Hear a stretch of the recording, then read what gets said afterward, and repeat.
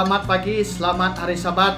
Saya ucapkan kepada kita semua yang mengikuti perbaktian online pada hari Sabat ini. Hari ini merupakan Sabat yang kelima dalam kota keempat tahun 2021. Bersama dengan Anda pada pagi ini, saya Pastor Sabat Dusit akan memimpin kita semua di dalam acara perbaktian pada hari ini. Sesi sekolah Sabat kita akan dimulakan dengan lagu puji-pujian yang akan dipimpin oleh Saudari Ratna. Setelah itu, kita akan mendengar berita mission yang akan disampaikan oleh Saudari Mavalina. Cerita kanak-kanak pada Sabat ini pula akan dikendalikan oleh Jabatan Pelayanan Kanak-kanak Mission Sarawak. Ringkasan Cornerstone kita akan disampaikan oleh Pastor Bruce Bound.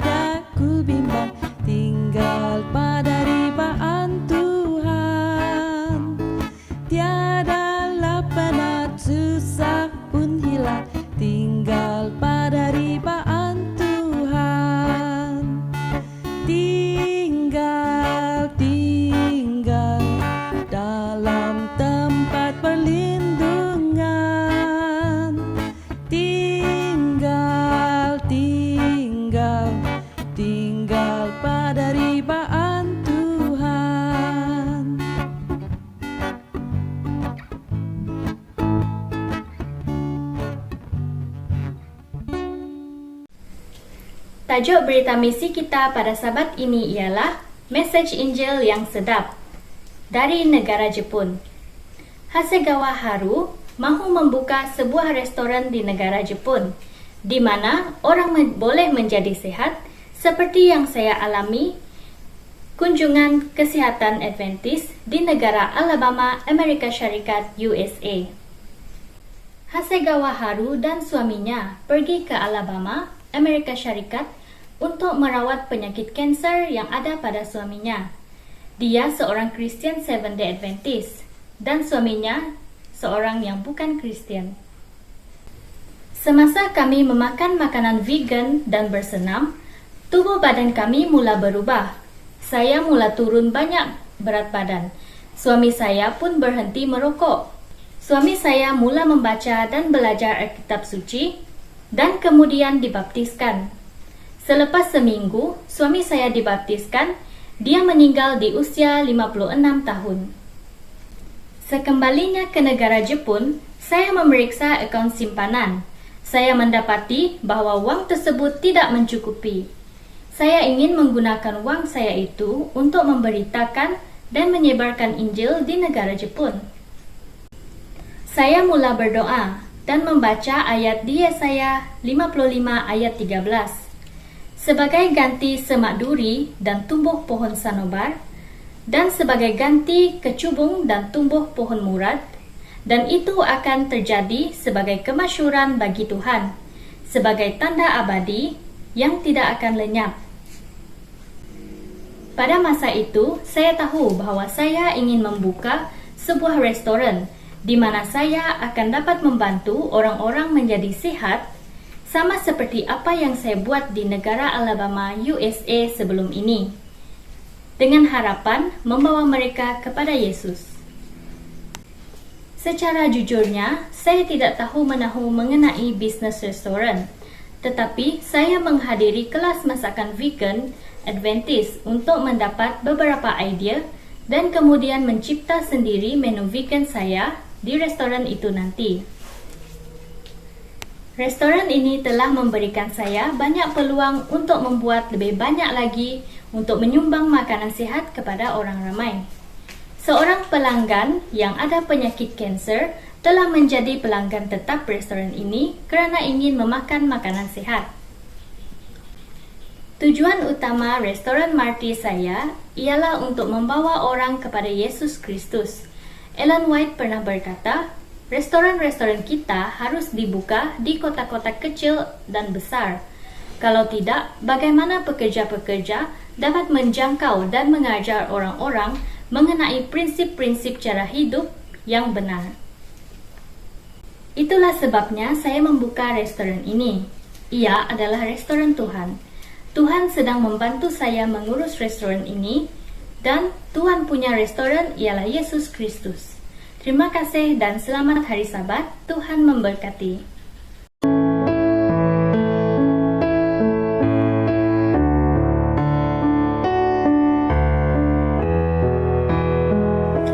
Hai anak-anak, selamat hari Sabat. Bersama lagi Aunty Nelia. Pada hari ini Aunty akan menyampaikan pelajaran Alkitab yang bertajuk Hilang dan Ditemui. Baiklah anak-anak, pernahkah kamu merasakan orang-orang dewasa menganggap kamu terlalu muda?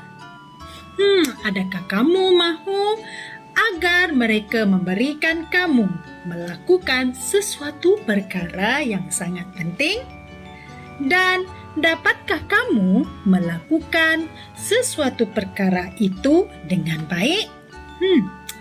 Jika kamu merasakan dan berkata iya kepada setiap persoalan tersebut, maka cerita pada kali ini adalah untuk orang-orang seperti kamu. Ya anak-anak, mari Aunty teruskan. Yesus sangat gembira. Dia akan pergi ke Yerusalem untuk mengikuti Hari Raya Paskah pada pertama kali dalam hidupnya. Setiap tahun, Maria dan Yusuf akan ke Yerusalem untuk mengikuti perayaan Paskah. Tetapi Yesus selalu tinggal di rumah. Jadi ini adalah pertama kali dia mengunjungi Yerusalem sejak dia masih bayi lagi. Yesus tidak mengetahuinya, tetapi ibu bapanya sangat risau akan perjalanan kali ini. Mereka mengingatkan bagaimana Raja Herodes mahu membunuhnya ketika dia masih bayi.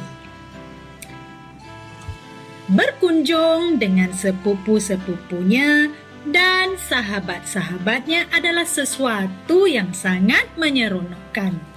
Setiap orang yang melewati jalan yang berdebu itu sedang menuju ke perayaan Paskah. Kadang-kadang Yesus berjalan di antara para wanita dan kanak-kanak. Kadang-kadang dia berjalan di belakang bersama dengan lelaki-lelaki dewasa yang lain. Tidak lama kemudian, kelompok dari Nazaret semakin mendekati kota itu. Kemudian, setiap orang mula menyanyikan satu lagu lama yang sangat digemari. Saya bersuka cita dengan mereka yang berkata kepadaku, mari kita pergi ke rumah Tuhan. Kaki kami berdiri di gerbangmu, hai Yerusalem. Begitulah lirik lagu itu. Ketika para pejalan kaki yang berdebu itu melihat kota Yerusalem, mereka berteriak dengan penuh rasa gembira. Yesus kemudian melihat pertama kalinya bait suci di dalam hidupnya. Kemudian dia melihat marmar yang seputih salji dan emas yang berkilauan. Keluarganya segera mencari tempat untuk menginap. Kemudian Maria dan Yusuf membawa Yesus ke bait suci untuk mengikuti upacara korban di waktu petang. Yesus berdiam dan berfikir, untuk pertama kalinya dia melihat anak domba di atas mezbah. Yesus mulai menyadari bahawa korban-korban itu menunjuk kepadanya. Suatu hari kelak dia akan melayani seperti anak domba Tuhan mati bagi dosa-dosa dunia. Ketika upacara yang besar itu selesai, semua orang mengemas pakaian mereka dan mulai berjalan pulang. Maria dengan beberapa para wanita lain berdiri di hadapan. Yusuf dan beberapa lelaki lain mengikuti dari bahagian belakang. Kanak-kanak berlarian ke belakang dan ke hadapan di antara kedua kelompok itu. Pada petang itu, ketika sudah masanya untuk berkemah, Maria memanggil Yusuf. Adakah kamu melihat Yesus? Tanya Maria. Bersama-sama mereka memanggil dan mencari di mana Yesus. Tetapi Yesus tidak ditemui. Tidak ada yang melihatnya sepanjang hari itu. Tempat terakhir mereka melihat Yesus adalah di Yerusalem. Sudah terlalu malam untuk mengadakan perjalanan. Tidak ada yang dapat mereka perbuat kecuali berdoa. Keesokan paginya, Yusuf dan Maria bangun sebelum matahari terbit. Segera mereka kembali ke Yerusalem untuk mencari anak mereka. Sepanjang hari mereka mencari di kota itu, di pasar dan di jalanan. Ketika malam tiba, mereka masih lagi belum menemui Yesus. Mereka teringat akan Raja Herodes yang jahat. Adakah anak mereka dalam bahaya? Hari berikutnya, mereka masih lagi mencari Yesus. Dan akhirnya mereka pergi ke bait suci dan mencari di setiap tiang dan beranda. Akhirnya mereka terdengar suara Yesus yang lembut. Yesus sedang sibuk berfikir tentang bagaimana dia harus melayani sebagai anak domba Tuhan.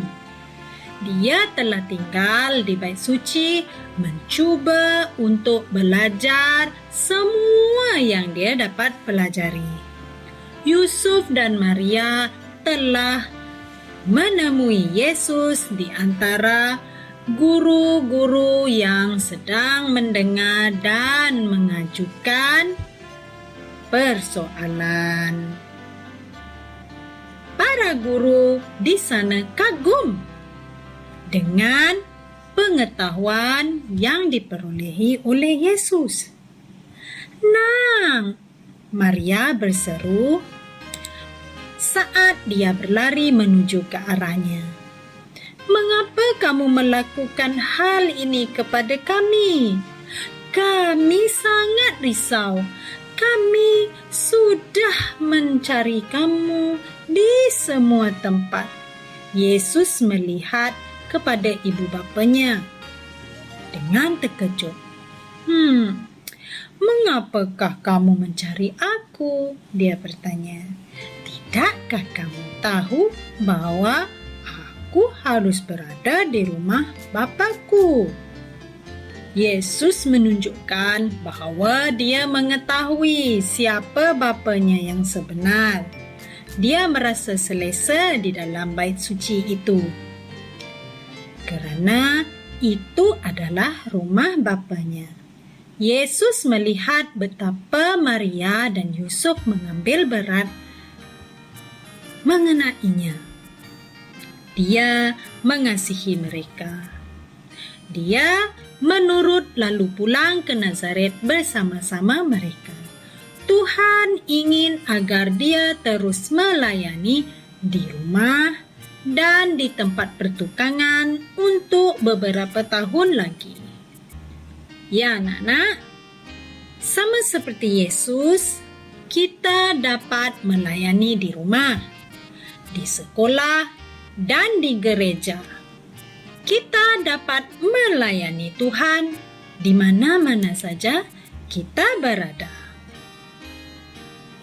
Ya anak-anak, dalam pelajaran Alkitab hari ini, Ibu Bapa Yesus ke Yerusalem untuk menyambut perayaan Paskah pada setiap tahun. Walau bagaimanapun, ketika umur Yesus telah menjangkau 12 tahun, dia telah menghadiri perayaan Paskah buat pertama kali bersama ibu bapanya. Sebaik saja perayaan itu selesai, orang lain semua telah pulang. Tetapi Yesus masih lagi berada di Kaabah. Maria dan Yusuf pada ketika itu telah menyadari yang mereka telah kehilangan Yesus. Mereka kemudian kembali ke Yerusalem dan mencari Yesus. Akhirnya, mereka telah menjumpai Yesus di Kaabah sedang bersama dengan guru-guru. Tidakkah mereka tahu bahawa dia harus berada di rumah bapanya? Namun, akhirnya Yesus harus pulang ke rumah dan melayani Tuhan. Dia telah melayani Tuhan walau di mana saja dia berada pada ketika itu. Ya anak-anak, mari kita baca Alkitab dalam buku Ulangan 10 ayat 12 yang merupakan ayat hafalan kita pada hari ini. Mari kita bacakan bersama-sama. Beribadah kepada Tuhan Allahmu dengan segenap hatimu dan dengan segenap jiwamu. Sekarang, mari kita bersama-sama bacakan mesej untuk hari ini. Kita boleh melayani Tuhan walau di mana sekalipun kita berada.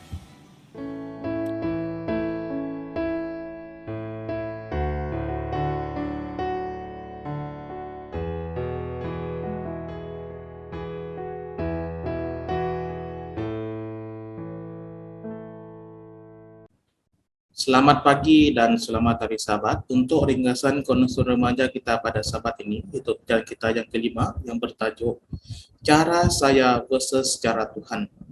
Ayat inti kita diambil dari Yohanes 13 ayat 33 sampai 35 yang berbunyi, Hai anak-anakku, hanya seketika saja lagi aku ada bersama kamu.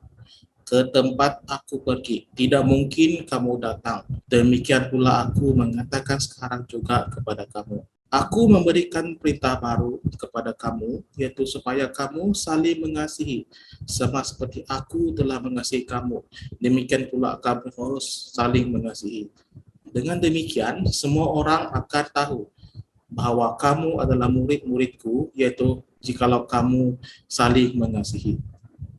Saudara dan saudari, di dalam buku tulisan Ellen G. White, yaitu buku Kerinduan Segala Zaman, muka surat 652 mengatakan, Kristus sedang berdiri pada titik peralihan antara dua sistem dan dua perayaan mereka yang besar, yaitu sebagai anak domba Tuhan yang tidak bercacat, hampir akan menyerahkan dirinya sebagai suatu persembahan kerana dosa, agar dengan demikian ia akan mengakhiri sistem upacara korban bayangan yang selama 4.000 tahun lalu menunjuk kepada kematiannya. Ketika ia makan Paskah dengan murid-muridnya, ia mendirikan sebagai gantinya upacara yang akan menjadi peringatan pengorbanannya yang besar itu. Perayaan nasional orang Yahudi itu harus dihilangkan selama-lamanya. Upacara yang ditetapkan oleh Kristus harus dipelihara oleh para pengikutnya di semua negeri dan pada segenap zaman. Tahukah Anda, perayaan Paskah adalah perayaan orang Yahudi dan Samaria.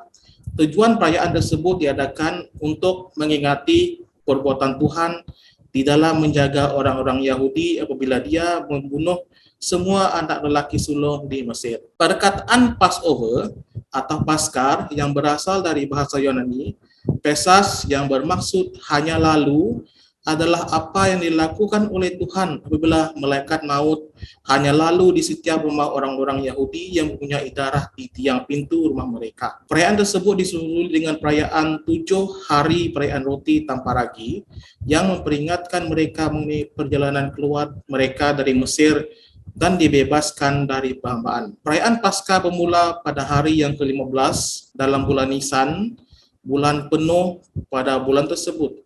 Dan ini adalah bulan pertama di dalam kalender perayaan orang Yahudi. Hari pertama dan hari terakhir perayaan 7 hari ini adalah hari suci ataupun cuti umum. Mereka juga mengadakan upacara istimewa dan juga jamuan makan untuk hari tersebut. Orang-orang Yahudi terkenal di dalam merayakan perayaan tersebut dalam 8 hari.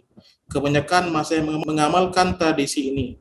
Dan jikalau Anda mengenali orang Yahudi, mungkin mereka akan menjemput Anda untuk datang ke rumah mereka untuk merayakan Paskah. Pada pandangan lain, yaitu buku tulisan Ellen G. White, yaitu buku Kerinduan Segala Zaman, muka surat 668, dan kalau kita setuju, Kristus akan menyamakan dirinya dengan pikiran dan tujuan kita, menyatu padukan hati dan pikiran kita menjadi sesuai dengan kehendaknya.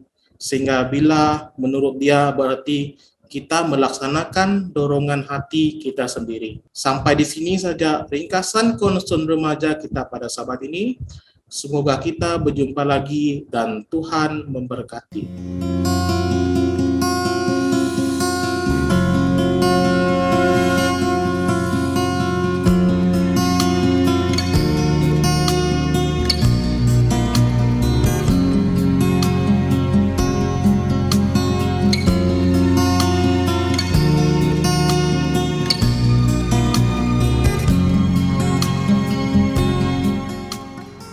Selamat hari Sabat dan bertemu kembali dalam sesi kebaktian kita yang kedua. Doa persembahan dan persepuluhan akan disampaikan oleh saudara kita Kenny. Dan manakala khotbah kita pada pagi ini akan disampaikan oleh Evangelis Saronadi Buta dari Indonesia. Selamat Sabat, mari kita berdoa. Tuhan Allah Bapa kami yang berada di kerajaan surga, pada hari ini kami bersyukur dan berterima kasih Tuhan karena bersama-sama mulia memuji nama-Mu Tuhan. Semoga kamu memberkatkan persepuluhan dan persembahan kami ini supaya ia menjadi berkat yang besar dapat menjangkau jiwa-jiwa baru di luar sana dan memanjatkan lagi perjalanan untuk mencapai jiwa-jiwa juga Tuhan. Kami tidak minta lebih kerana Engkau mengetahui Tuhan atas segalanya. Kami serahkan doa ini dalam nama Yesus menjadi juru selamat kami. Amin. Shalom. para pemirsa Hope Media Sarawak yang kami kasihi di dalam nama Yesus Kristus. Apa kabarmu hari ini? Luar biasa. Baik, saya akan membawa pikiran kita kepada sebuah tajuk. Blossoms in the difficult times. Apa yang dimaksud dengan blossoms in the difficult times? Artinya mekar dalam masa yang sukar. Apa arti kata dari mekar, saudaraku? Kalau kita lihat bunga ini, dia mekar, tumbuh di tanah yang gersang. Arti dari kata mekar. Mekar itu artinya menjadi bertambah luas, bertambah besar, bertambah ramai, bertambah bagus dan sebagainya. Contohnya jalan sudah makin besar, kota juga bertambah mekar. Arti yang kedua adalah mulai. Jadi mekar itu bisa diartikan menjadi mulai, timbul dan berkembang. Contohnya, di hatinya mulai mekar perasaan cinta. Artinya di dalam hatinya mulai bertumbuh, mulai berkembang cinta. Yang ketiga, mengurai. Contohnya, mawar itu mekar di sinari matahari pagi, mayang mekar. Menjadi besar dan gembung. Gembung itu artinya bertambah besar. Ya. Menjadi banyak. Contoh dari gembung dan menjadi banyak adalah adonan roti ini telah mekar. Itulah arti daripada kata mekar. Lalu apa arti dari kata sukar? Sukar itu artinya sulit, susah. Sulit atau susah dipecahkan atau diselesaikan. Misalnya dalam kalimat hitungan itu benar-benar sulit, benar-benar sukar. Dalam bahasa Arab disebut muskil. Itulah sukar. Tidak mudah melafalkan huruf ini. Artinya muskil. Apa arti dari kata sukar? Itu kita bisa artikan juga mempersukar. Kalau kita masukkan dalam menjadi sebuah kata imbuhan, kita tambah di awalannya menjadi mempersukar. Kita lihat jalanan ini, jalan yang amat sukar untuk dilalui, sulit untuk dilalui, sukar untuk dilewati. Itulah yang dimaksud dengan kata sukar. Jadilah seperti bunga ini, mekar di masa sukar. Bunga yang apa ini? Ini adalah bunga bougainville. Bunga yang tahan banting, bunga yang semakin tersiksa semakin mekar berbunga. Kalau Anda punya bunga di rumah, jangan terlalu siram banyak bunga ini. Karena kalau kita terlalu siram banyak dan kasih pupuk, maka yang ada adalah daunnya banyak. Namun kalau bunga ini tersiksa, kurang air, kurang pupuk, maka yang timbul semuanya akan menjadi berbunga. Bukan main ini bunga. Bunga inilah yang pantas kita tiru. Semakin tersiksa, semakin berbunga. Apa yang sedang kita hadapi Bapak Ibu Saudara-saudaraku sekalian? Yang sedang kita hadapi adalah pandemi yang melanda dunia ini. Kasus ekonomi yang merosot dan pandemi yang sangat menyulitkan kehidupan kita di tengah-tengah dunia ini. Kita sedang menghadapi pandemi dan ekonomi yang sukar. Kesukaran apa yang sedang kita hadapi adalah kesukaran ekonomi dalam kesulitan yang tiada taranya. Firman Tuhan telah menubuatkannya. Kepada Timotius, Rasul Paulus mengatakan bahwa akhir zaman merupakan masa yang sukar. Firman Tuhan berkata, ketahuilah bahwa pada hari-hari terakhir akan datang masa yang sukar.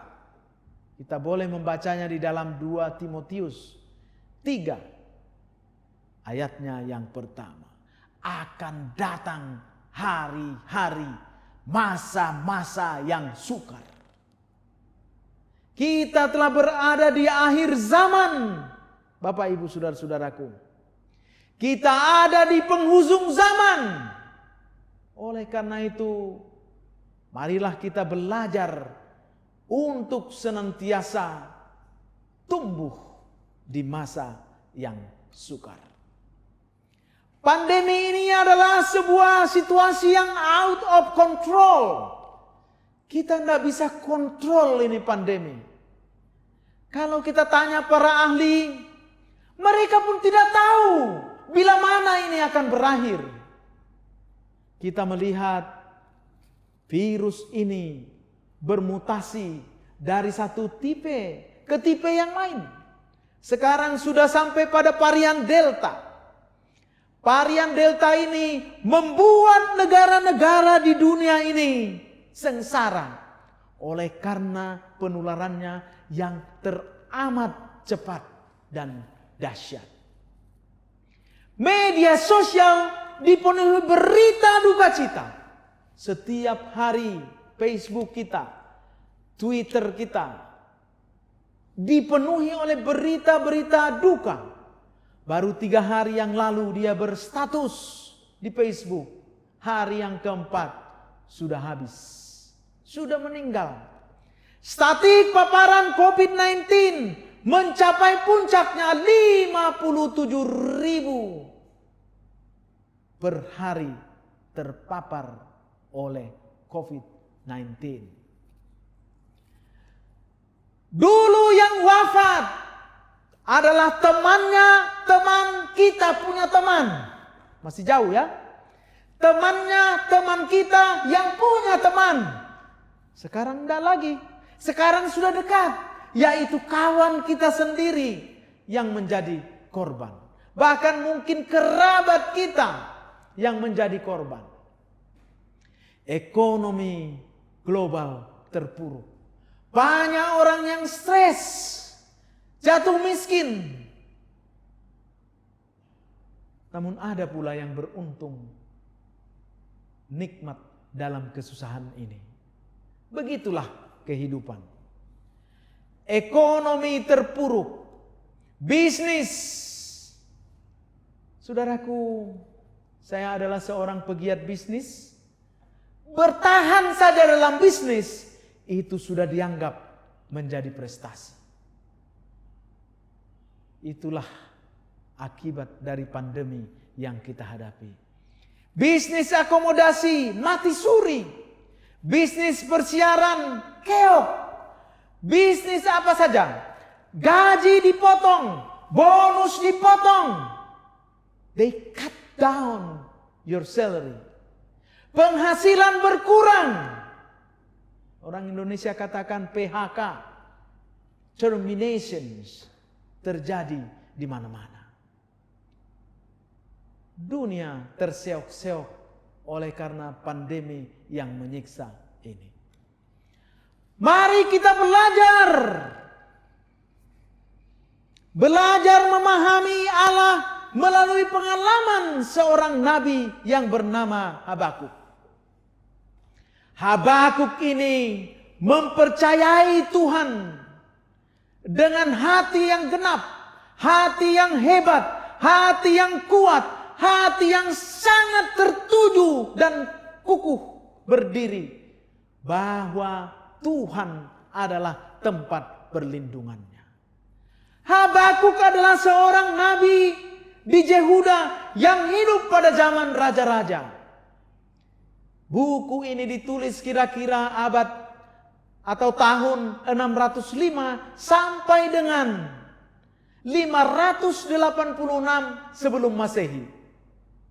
Sebelum masa Yehuda dalam pembuangan. Apa pengalaman Habakuk ini yang boleh menjadi contoh bagi kita? Mari kita lihat lebih dalam.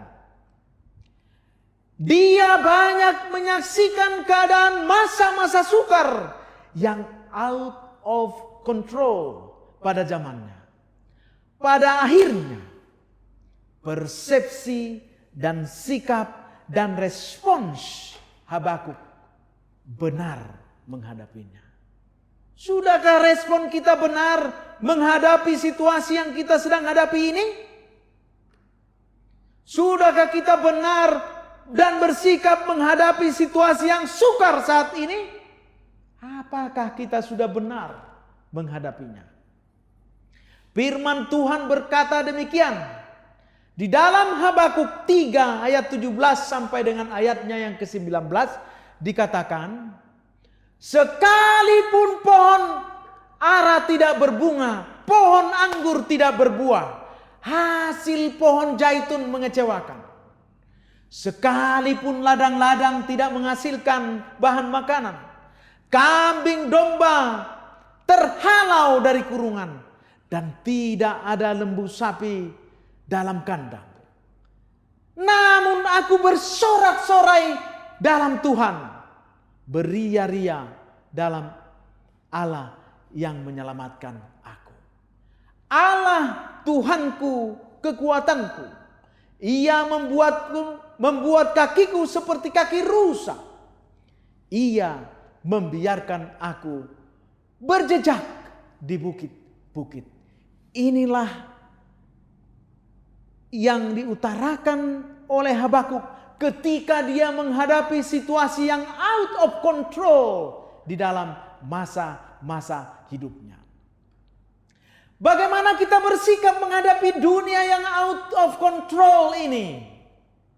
Apakah kita bersikap sinisme? Sinisme itu artinya tidak ambil pusing, tidak mau tahu. Menganggap kitalah orang yang paling malang sedunia. Nah, ini yang paling berat. Kita menganggap bahwa kita inilah orang yang paling malang sedunia. Sehingga tidak ada lagi harapan di dalam kehidupan kita. Marah, benci, semuanya termasuk membenci Tuhan. Pertanyakan Allah itu baik atau tidak? Ini menjadi sikap sinis di dalam kehidupan umat-umat Tuhan, umat-umat beragama, umat-umat Advent pada umumnya. Tetapi sebaliknya, marilah kita bersikap optimis. Masuk dalam tempat yang kudus Allah. Tetap memuji menyembah Tuhan. Dan menantikan jawaban dan responsnya secara positif. Hingga akhirnya keluar dari krisis, mengalami kemenangan serta berkat luar biasa dari Tuhan. Sikap kita harus optimis. Ataukah kita mau belajar dari Habakuk yang berdiam diri di hadapan Tuhan dengan persepsi yang benar dan sabar, jujur, serta berani bergumul di hadapan Tuhan. Inilah sikap optimisme yang kita harus miliki. Bapak, Ibu, saudara-saudara sekalian yang dikasihi Tuhan, para pemirsa Hope Media Sarawak. Jika ingin mekar di masa sukar, tergantung cara pandang kita. Inilah cara pandang anak-anak Tuhan yang seharusnya kita miliki. Allah itu sungguh teramat baik. Amin, saudara. Allah itu berdaulat atas ciptaannya. Allah itu pembuat keajaiban, ajaib dahulu, hari ini, sampai selama-lamanya. Namanya mengatasi segala nama di kolong langit. Manakala engkau menghadapi masalah yang mempunyai nama, maka nama Tuhanlah yang akan mengatasinya.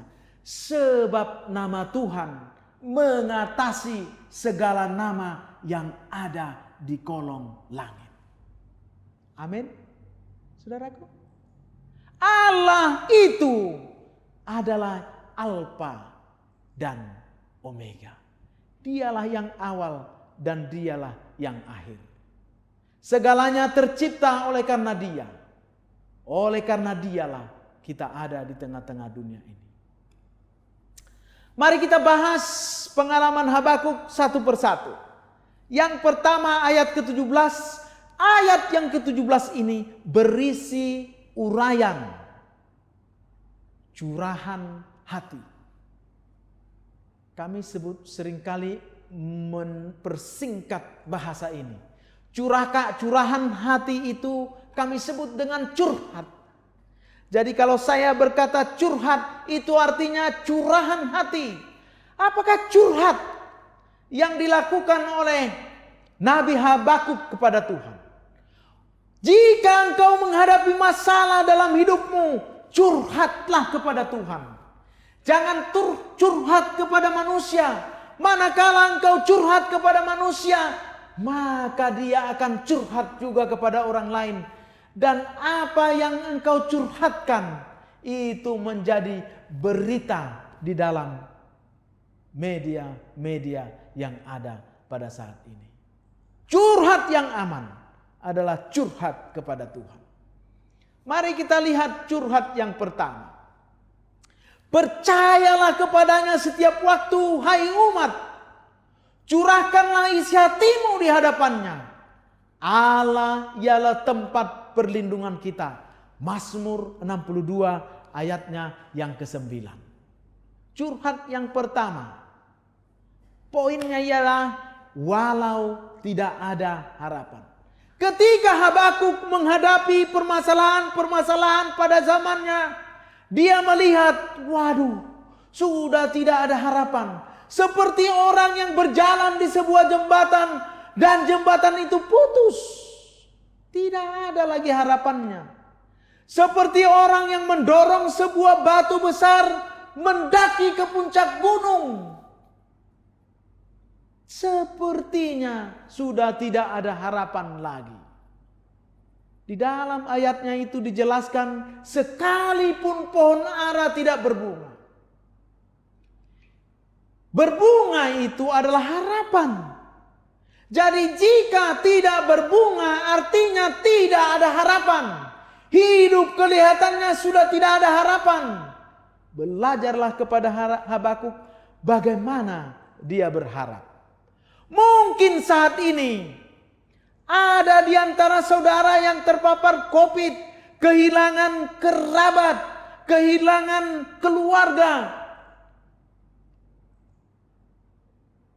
Itu sungguh teramat berat di dalam pergumulan kita. Namun berharaplah kepada Tuhan. Sekalipun tidak ada pohon ara, tidak berbunga, maka kita tetap harus memiliki harapan. Curhat poin yang kedua, masalah anak. Mungkin kita menghadapi anak-anak, permasalahan anak-anak kita di rumah. Anak-anak kita yang belum mampu membiayai dirinya sendiri, sudah tamat bersekolah, namun belum mempunyai pekerjaan. Ini pun menjadi masalah di tengah-tengah keluarga kita. Curhat nomor 3, penghasilan berkurang. Apa yang disebutkan di dalam ayat ini? Hasil pohon zaitun mengecewakan. Kalimat ini bisa kita artikan manakala gaji kita diangsur, dicicil, berkurang, dipotong, bahkan dagangan perniagaan kita tidak laku. Itu pun menjadi beban berat di dalam kehidupan ini. Coba usaha namun gagal. Coba bertahan namun terjungkal. Curhat nomor 4, tiada penghasilan. Oleh karena situasi yang out of control ini, kita sampai-sampai tiada penghasilan. Ayatnya disebutkan, sekalipun ladang-ladang tidak menghasilkan bahan makanan. Hal ini kita bisa artikan, mungkin ada yang sampai di-terminate oleh alasan pandemi, alasan kesulitan keuangan perusahaan tempat kita bekerja. Sampai-sampai kita tidak memiliki penghasilan. Curhat yang kelima, di masa sukar malah kita merugi. Kambing domba terhalau dari kulungan. Ini bisa kita artikan di dalam keadaan sulit dan sukar malah mengalami kerugian, Bapak Ibu saudara-saudaraku. Curhat nomor 6, tidak ada lembu sapi di kandang. Ayat ini kita bisa artikan ketika keadaan kehabisan uang, kandas dan terhempas, buka dompet, isinya kosong. Habakuk mengalami ini semuanya, tetapi dia bisa lolos dengan sikap yang benar. Ayat ke-18 itu berisi tips iman. Dikatakan demikian, namun aku akan bersorak-sorai di dalam Tuhan, beria-ria di dalam Allah yang menyelamatkan aku. Inilah sikap optimis, sikap yang mulia, sikap yang hebat dari seorang Habakuk. Dia mampu berkata, bersorak-sorai dalam Tuhan, beria-ria di dalam Tuhan yang menyelamatkan dia. Apakah Anda akan berkata demikian juga? Amin. Amin, saudaraku. Allah penyelamat kita dari kesulitan yang kita hadapi. Tidak ada manusia yang boleh melepaskan kita dari kesulitan-kesulitan kita. Bersandarlah kepada Allah. Kita lihat di sini dua wanita ini adalah wanita yang hebat. Mereka adalah Olympic gold medalist. Ya.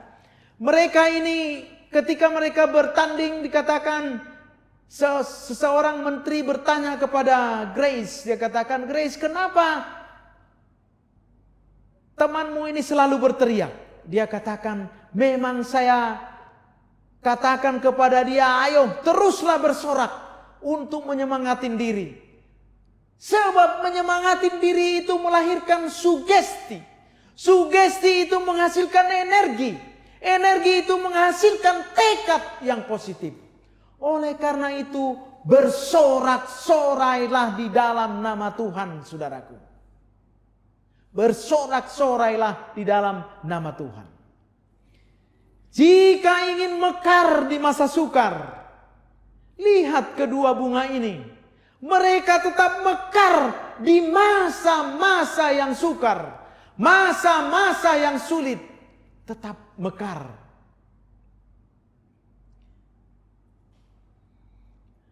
Bersyukurlah senantiasa di dalam Tuhan. Sekali lagi kukatakan, bersukacitalah senantiasa di dalam Tuhan. Kalau kita lihat Filipi 4 ayat 4, maka kita akan melihat di sana bagaimana kita bersikap. Sikap kita harus senantiasa bersukacita dalam kesukaran. Kalau bersukacita dalam waktu senang, dalam waktu seronok, it's easy. Tetapi Alkitab mengajarkan kepada kita, bersukacitalah senantiasa apapun yang terjadi. Bersukacitalah senantiasa, tetaplah berdoa, mengucap syukur dalam segala hal. Sebab, lihat, sebab Itulah yang dikehendaki Allah di dalam Kristus Yesus bagi kamu. Itulah yang dikehendaki Allah bagi kita. Itulah yang dikehendaki Allah untuk kita lakukan di dalam kehidupan ini. Bersorak-sorai dalam Tuhan artinya janganlah hatimu patah. Janganlah lelungtoi. Lelungtoi artinya itu lesu. Lesu itu begini, ya. Lesu.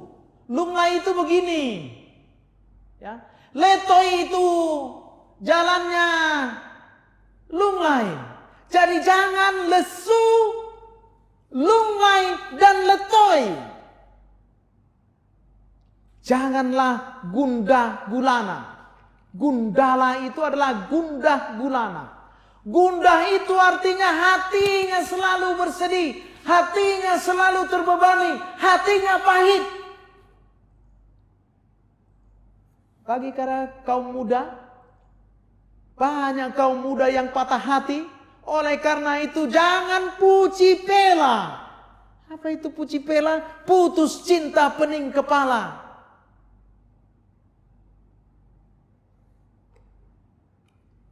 Ayat 19 berisi, God is my power.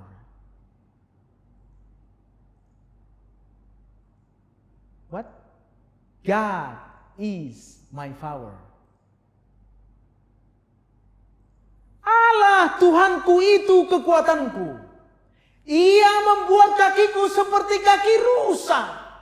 Ia membiarkan aku berjejak di bukit-bukitku. Jadi ada 3 hal yang kita bisa dalami dari ayat ini. Kita bisa dalami dari God is my power. Tuhan adalah kekuatanku. Mari kita lihat lebih dalam. Yang pertama, God is my power. Bukan power by God, ya. Lihat, itu berbeda. God is my power. Berbeda dengan power by God. Itu berbeda.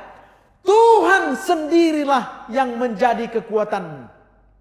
Artinya sangat dahsyat, saudaraku yang terkasih dalam nama Tuhan. Dalam hal ini mengandung mukjizat. Karena Tuhan adalah mukjizat. Karena yang menjadi kekuatanmu adalah Tuhan. Jika Tuhan menjadi kekuatanmu, maka kepastian akan menjadi milikmu. God is your power. It's not powered by God. Tetapi Tuhan sendirilah menjadi kekuatanmu. Amin. Amin, saudara. Karena Tuhanlah kekuatan kita. Jika Tuhan menjadi kekuatanmu, maka engkau akan menjadi pribadi yang berkemenangan. Menjadi pemenang, bukan menjadi penonton. Nomor 2. God is my strength and power, and He make my way perfect. Tuhan itu adalah tempat perlindungan kita, tempat pengungsian kita. Ia membuat jalan kita rata. Tuhanlah yang meratakan jalan-jalan kita agar kita tidak tersandung di tengah-tengah dunia ini. Nomor 2, Ia membuat kakiku seperti kaki rusa.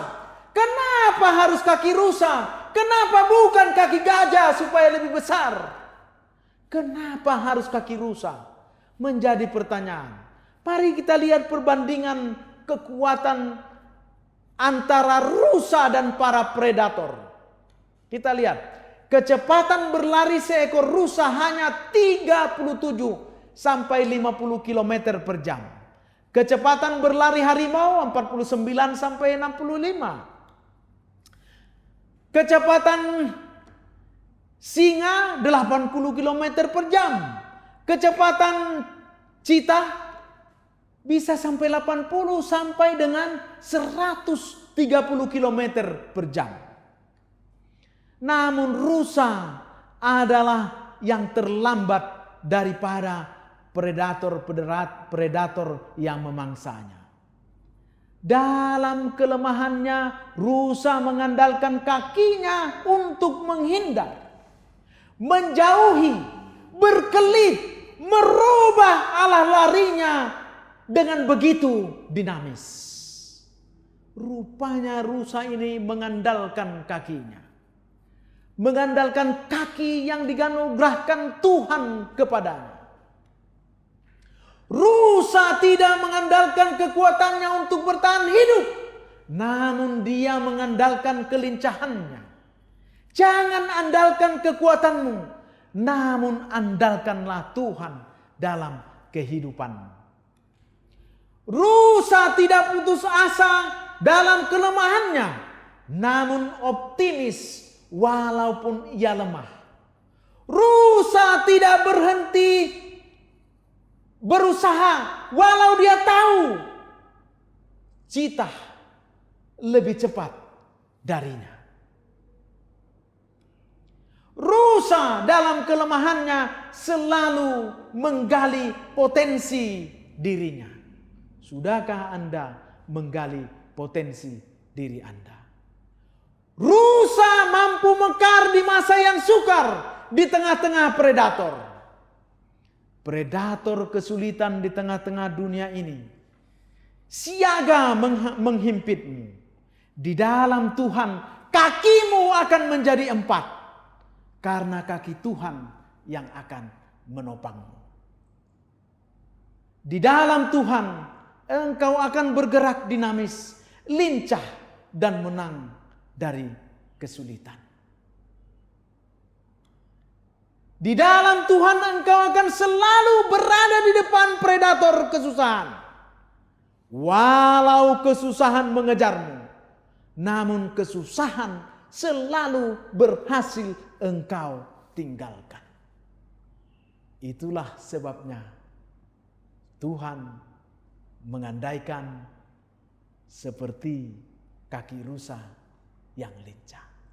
Saudaraku, ingatlah, ketika predator-predator kesulitan di dunia ini menghampirimu, hendak menerkammu, hendak membinasakanmu, engkau akan berlari dengan 4 kaki, bukan lagi 2 kaki, sebab kaki Tuhan akan menolongmu.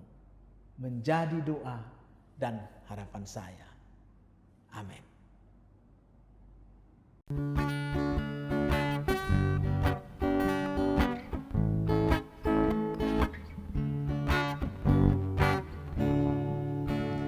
Aku jadi milik-Mu ya Tuhan, oh besarlah kasih-Mu. Tapi aku rindu dalam iman lebih dekat padamu, lebih dekat. Tariklah aku dekat pada salib-Mu, lebih dekat, dekat. Tariklah aku dekat pada sisi-Mu. Sucikan aku dalam kerja-Mu oleh kuasa rahmat-Mu. Engkaulah pengharapan jiwaku, jadilah kehendak-Mu. Lebih dekat, tariklah aku dekat pada salib-Mu. Lebih dekat, dekat. Tariklah aku dekat pada sisi-Mu. Oh kesukaan yang tak terduga di hadapan takhta-Mu. Bila ku sembah Allah di syurga, di sana Tuhan tunggu. Lebih dekat, tariklah aku dekat pada salib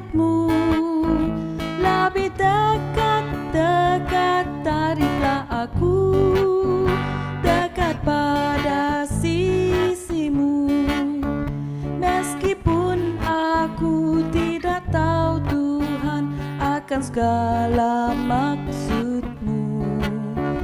Bila aku dapat perdamaian, baru senang hatiku.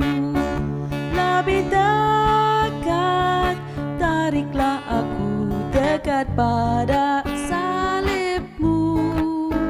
Lebih dekat, tariklah aku dekat pada sisi-Mu.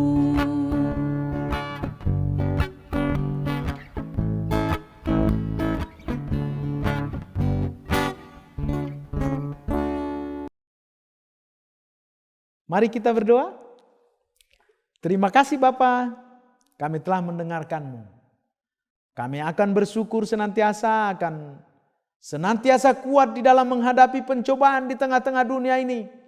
Kami tahu predator-predator siap memangsa kami. Maka Engkau akan perlengkapi kami seperti kaki rusa yang lincah meninggalkan para predator-predator ini. Menghindari pemangsa-pemangsa di dunia ini. Bahkan kami mampu berbelok arah meninggalkan para pemangsa-pemangsa itu. Oleh karena kami akan berjalan dengan kaki 4. Sebab kaki-Mu akan menopang kami. Terima kasih Bapa, menjadi doa dan harapan kami. Hadapkanlah wajah-Mu kepada para pemirsa kami. Para pemirsa Hope Media Sarawak. Sedengkanlah telinga-Mu Tuhan pada permohonan kami. Berkatilah kami dan urapilah kami. Dalam nama Yesus kami berdoa. Haleluya. Amin. Terima kasih kepada Anda yang telah mengikuti perbaktian online pada Sabat ini. Semoga message ataupun pelajaran yang telah disampaikan sebentar tadi akan memberi inspirasi dan dorongan untuk kebangunan rohani kita yang luar biasa bagi setiap kita yang mendengarnya. Semoga kita bertemu lagi pada masa dan waktu yang akan datang. Amin. Tuhan memberkati kita semua. Shalom.